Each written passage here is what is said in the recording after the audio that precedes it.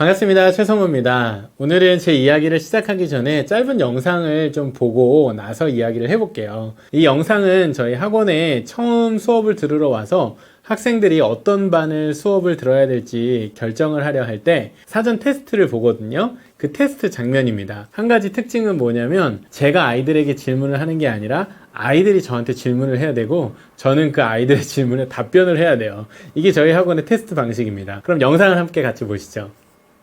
구독. 나한테 질문 한번 읽어주세요. 질문한 거요? 너가 쓴 질문 1번. 근데 그것도 괜찮아요? 뭐? 여기 책이 없는데요. 책 없는 건 상관없어. 책이에요? 그것도. 셋 다 책이랑 상관없어? 해봐 일단 해봐. 1번 뭐야 1번. 이 바음이라는 사람이 어. 신문이라고 착각해가지고 오늘 고용을 했는데 증거가 없다고 무죄 판결을 내렸거든요. 페이지 펴봐. 어디 페이지? 페이지 번호 불러봐. 247쪽부터 247쪽부터. 그러네. 아 여기 부분이군요. 네. 법정에 세웠고 다음의 이웃들은 내버려 두었다. 만약 신문이 이런 잘못을 왜 보이게 했을까? 시몬이 이 잘못을 왜 보이게 했을까요? 보이게 했을까? 그러니까 안 보일 수도 있었는데 네. 굳이. 시몬이 왜 보이게 했을까? 화나게 하려고? 그런 거 아니야? 그럴 수도 있긴 하겠네요. 너 한번 내가 이렇게 할 거야. 너 이래놓고서도 나 못 잡을걸? 막 이래가지고 막 일부러 괴롭히려고 막 그런 거 아니야? 그동안에 바흠이 했던 행동들이 좀 얄미웠던 거지. 그래서 약간 자기가 그동안 당했던 거를 좀 얘한테 갚아주려고? 약간 좀 그럴 수도 있겠다는 생각이 들어. 그러니까 이것도 하나의 질문이잖아. 좋은 질문에 알았어. 인정. 좋았어. 두 번째. 만약 내가 악마였으면 어떻게 했을 것입니까? 악마 그 꿈의 내용하고 내가 만약 악마였다면 네, 두 개예요. 이건 한 번에 넣어. 알았어. 그러니까 일단은 악몽의 내용은 뭐였냐면 예지몽이다. 야, 예지몽이란 단어를 안 해? 마지막 죽을 때까지 그냥 조용히 옆에 그냥 가만히만 있었을 거야. 얘기도 안 하고. 나라면 그랬을 것 같아. 넌 어떤 생각을 했는데? 이거 왜 질문한 거야? 저는 다른 생각이 있거든요. 어떻게? 뭐냐면 어쨌든 죽는 거잖아요. 죽게 만들려면 얘한테 행복한 꿈을 꿔야지 얘는 눈치를 안 챌 거 아니에요. 오히려 행복하다고 느끼게 만들어야? 네. 근데 꿈꿀 때 보면 지금 행복한 게 아니잖아. 너는 행복하게 했을 거다? 네, 왜냐하면 그래야지 얘는 눈치 안 챌 거 아니에요. 그럼 이런 거네. 딱 와서 나 오늘 진짜 꿈 대박 꿨어. 막 이런 다음에 꿈 가가지고 막 보는 거? 네. 그럴 수 있겠는데? 처음부터 이 생각을 한 거야? 네.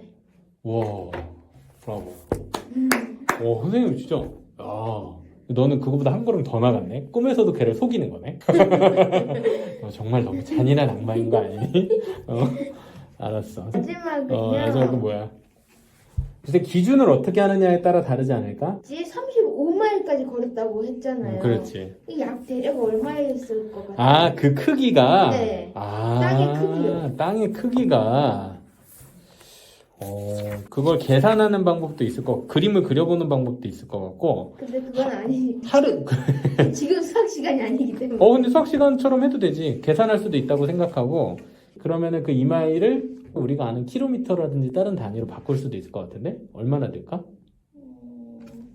2마일이 킬로미터가 얼마냐? 선생님 지금 여기 핸드폰 잠깐만 여기다 검색해봐. 아이들의 질문을 받다 보면 이런 생각이 듭니다. 그냥 애들한테 계속 질문만 하라고 시키고 나는 답변만 하면 우리 애들이 똑똑해지겠구나. 왜냐면 답변을 고민할 때보다 질문을 고민할 때 아이들은 훨씬 더 적극적으로 생각하거든요. 그리고 아이들은 일단 재밌다고 느껴요. 아이들에게 야 네가 오히려 선생님한테 질문을 하는 거고 선생님이 답변을 해야 돼. 선생님아 떨린다 막 이러면은 애들이 막 되게 재밌어 해요. 그러면서 조금 더 재미난 질문을 찾거나 중요한 질문을 찾으려고 있다고 생각합니다. 자, 이때 중요한 어떤 포인트 약속이 있는데 단답식으로 답변할 수 있는 질문보다는 좀 깊이 생각할 수 있는 질문을 만들어줬으면 좋겠어 이렇게 얘기를 해요. 물론 이런 모든 친구들이 다 똑같은 수준으로 질문을 만들어내는 건 아니에요. 보통 처음 온 친구들에게 질문을 만들어 보라고 시키면 단답형의 질문들, 예를 들면 사건의 내용에 대해서 등장 인물에 대해서 답이 정해져 있는 질문들을 많이 찾아내곤 하거든요. 그런데 그 중에서도 뭔가 의미 있는 부분, 정확하게 이해하고 있는 건 아니지만 뭔가 깊이 있는 생각이 담겨 있는 부분에서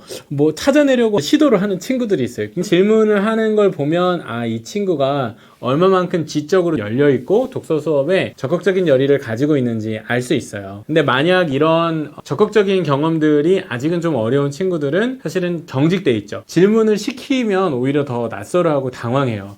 저는 이런 시도들이 굉장히 많이 필요하다고 생각합니다. 질문하라 이야기하지만 사실 질문을 시켜놓고서 오래 기다리지 않아요. 자, 질문 있으신 분 없으면 바로 넘어가잖아요. 이런 거 말고 자, 오늘은 꼭 너가 나한테 질문을 해줘야 돼. 그 질문에 대해서 인정해줘야 돼요. 칭찬해주고. 그리고 질문에 대해서 내가 신경 써서 답변을 해줘야 돼요. 그러려니까 당연히 어때야 할까요? 책을 먼저 읽어야 하는 거예요. 아이랑 같이 책을 읽고 나서 그 다음에 아이의 질문을 제가 받는 거죠. 질문을 받다 보면은요, 이 학생이 어느 정도 줄거리를 이해하고 있는지 부분들이 좀 궁금해져요. 그리고 만약에 이해가 부족하다면 이 부분을 혹시 이해했을까 싶은 부분이 저도 생각이 나거든요. 그래서 그 부분 페이지를 찾아가면서 제가 추가로 질문을 한번 던져보기도 해요.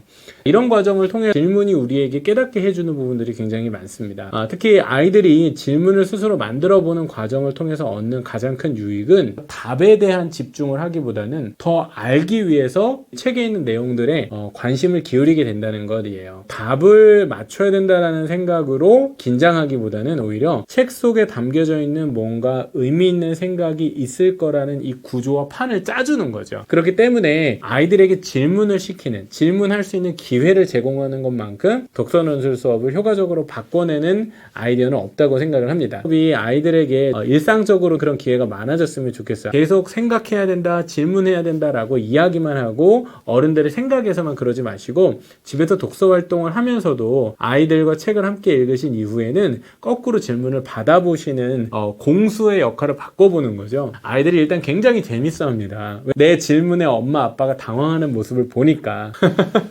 선생님들한테도 애들이 그러거든요. 그 외에도 아이들끼리도 좀 더 좋은 질문을 만들어내기 위한 감각이 생겨요. 주변 친구들의 질문들을 듣다 보면 조금 평범하고 단순해 보이는 질문들도 있는가 하면 이 질문은 답변이 무엇인지는 모르더라도 질문 자체로서 굉장히 뭔가 탁월하고 비범한데 어떻게 이런 질문을 던질 수 있지? 이런 생각을 하면서 아이 좋은 의미에서 경쟁심이 자극되거든요. 그렇기 때문에 저는 아이들에게 질문을 던지도록 기회를 주시는 것, 이것이 독서 활동에 굉장히 중요한 효과적이고 참신한 방법이 될 수 있다고 생각을 합니다. 그러면 저는 다음에 또 재밌고 유익한 이야기로 찾아뵙도록 하겠습니다. 들어주셔서 감사합니다.